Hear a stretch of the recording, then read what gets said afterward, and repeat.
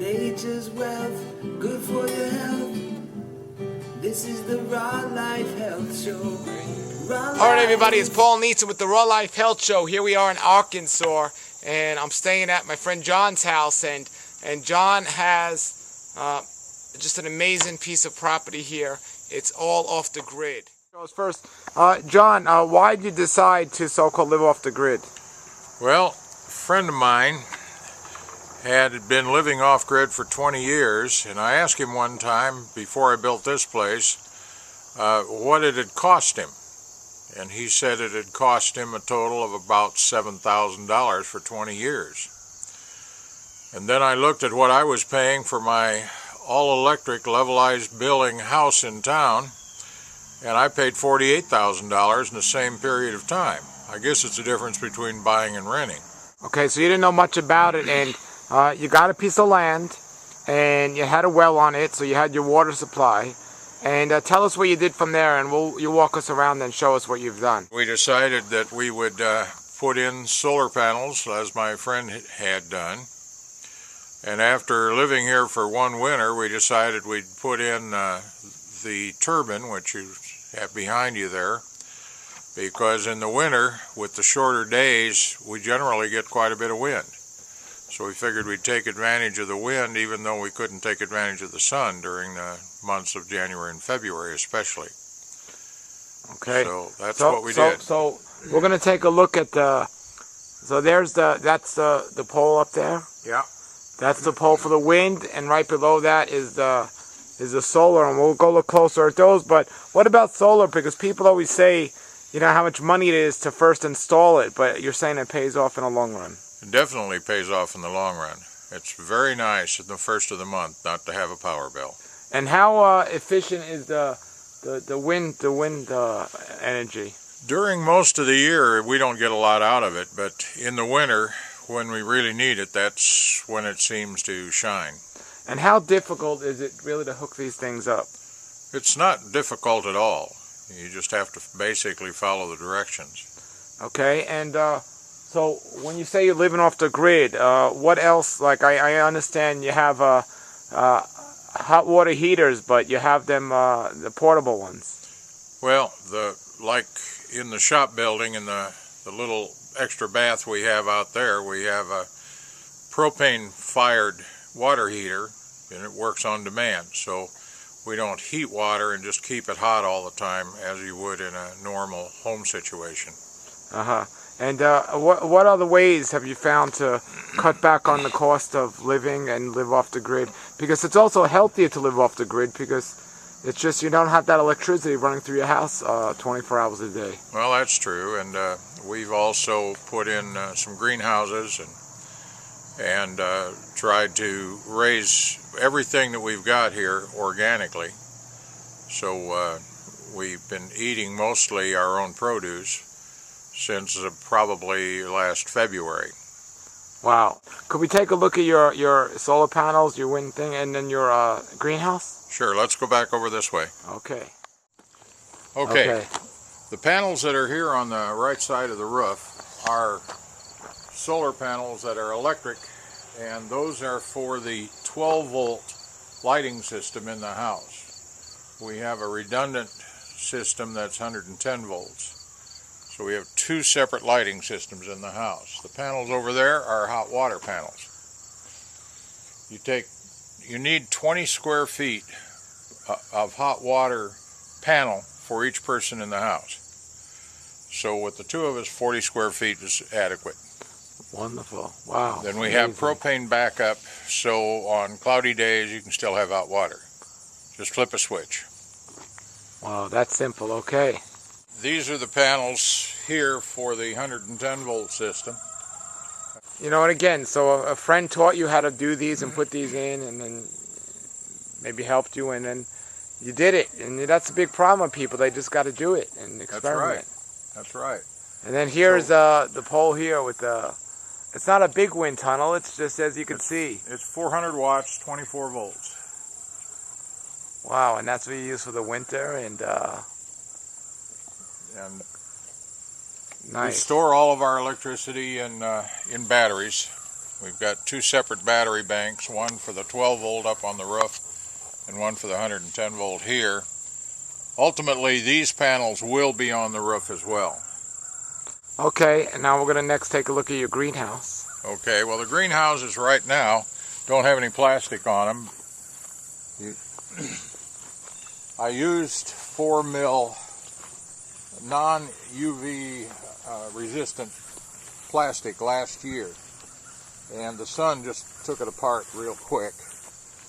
But I'm going to put 6 mil UV resistant, and it's good for 4 years. The right side of this one is mostly planted in garlic, and there's some carrots. The left side hasn't really been planted yet. It still has some remnants of the watermelons that we had this year. Oh wow.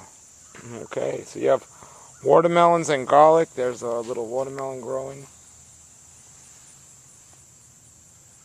All right, that's the greenhouse. This is all going to be lettuce on this side. Wow.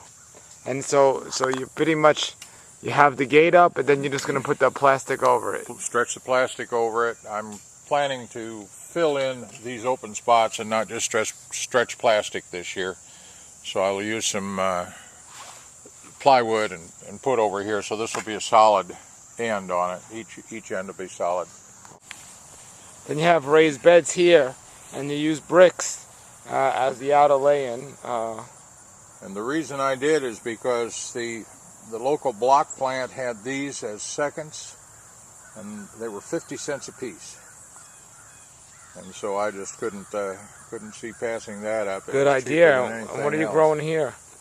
And this is head lettuce, and then there's some greens down there, and a few more carrots down there that we haven't pulled yet. And then you got another one here. These look like tomatoes. These are tomatoes. These are Romas. And there's some peppers in the middle there. And then in the back you have another greenhouse. Another greenhouse. That's got heirloom tomatoes, peppers. It's got eggplant and some cucumbers growing in it. Those should pretty much make it to about the first of the year before it gets cold enough to kill them. And then you have an open field here for farming. And this has got turnips. Wow. Turnips and some squash. And how much land do you have here? 7.5 acres. 7.5, and somebody doesn't need that much because most of your living area looks like it's on no more than 1 or 2 acres. Yeah. Wow, that's great. So for 2 acres, everyone, you can get yourself a little solar system with a greenhouse, get a little piece of land out in the country, and that's the way to do it. Anything else you want to say, or any advice or suggestions for people? Well, the hardest thing is just to do it. To make up your mind and start doing it. And if you're going to make mistakes, because there's no textbook on this. It's just trial and error. So tell us, you have a rainwater catcher over here, right? Yeah, 660-gallon stock tank, and we just put it up on ties. So it's a little elevated so that we can water the garden area with the rainwater that we catch. We don't have to use the pumped water from the well that way. Right, and right outside that front door, right outside their house, there's a little mini bed here with garlic and lettuce growing and some turnips, it looks like, or chard. Chard, okay, but it's right outside. It's just, you know, any spot he can create that's convenient. And then here he has this firewood to heat during the winter time, and the big beautiful deck. Just a wonderful place. You see that part of the building over there, and you see right in front he has some more produce growing. Even around the chicken coop he has vines growing up the fence and beans, and the chickens can get them, he can get them, and it's great. Alrighty. Okay, this is a 1,000-gallon rainwater tank. Comes off the roof here of the main house, and it comes down here. And is it underground? It's underground. Wow, big rainwater tank underground. And then this is a diverter. When it gets full, you just switch it like that, and then you don't run the risk of overflowing it and having water come through the foundation or anything. So it takes it off and carries it on out there. In the battery room, and We have all the batteries here for everything, for the lighting and everything. And here's That's the inverter. there's the inverter. Okay. When I was working on the design of the house, I was concerned about having it livable in the summer when it gets hot. And central air is not a very good option when you're on solar. It just requires so much electricity to run it. So looking at how the old timers did it, they lived in ground. So we looked for a location on the property where we could dig into the ground and put one level of the house in ground. And so that's what we have here. And we had 45 days this summer where every day was above 90 degrees. And the warmest it got down here was 79 degrees. Wow. With no air conditioning, it was comfortable with just a fan.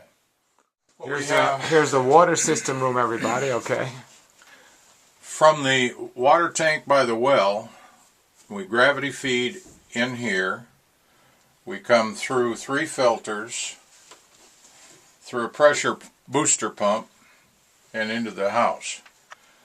When we want to switch to the rainwater tank, we turn on the rainwater tank on this line down here by the floor, turn off this coming from the tank at the well, open this valve, and we feed rainwater into the system. Still goes through the filters. Okay, hot water tank, 50 gallons. The hot water on the roof comes down and it has antifreeze in it. It goes into a heat exchanger here. And so it's 2 closed systems, so they won't mix. Goes into the heat exchanger gets heated up and it heats the water, comes in here by convection. So cool comes in the bottom, comes out hot on top. So when we've got the rooftop unit going, we don't need to use the propane, but we have the propane backup, as I mentioned earlier. Wonderful. Tell us about your washing machine here. It's a Staber. It's American made. It's designed similar to the European and Israeli machines. It top loads, but it's like a front loader. Uses very little water and doesn't use much electricity. Use an average of 1 ounce of detergent. Alright, what's that here? That's a propane generator. So that is the backup for the house if we need to charge the batteries, if we've had an extended period of cloudy days. And you showed us the propane tanks in the yard. You have 2 of them. Yeah, and they're buried. And they're buried. And how much do they get? Total, we can store about 2.5 years worth of propane. Wow. And it doesn't go bad. No, 20 years and it'll still be good. Alright, so tell us about your kitchen area here. Well, gas stove. And the gas stove, the stovetop will work without any electricity. The oven requires electricity. The refrigerator is an Amish-built gas refrigerator. Wow.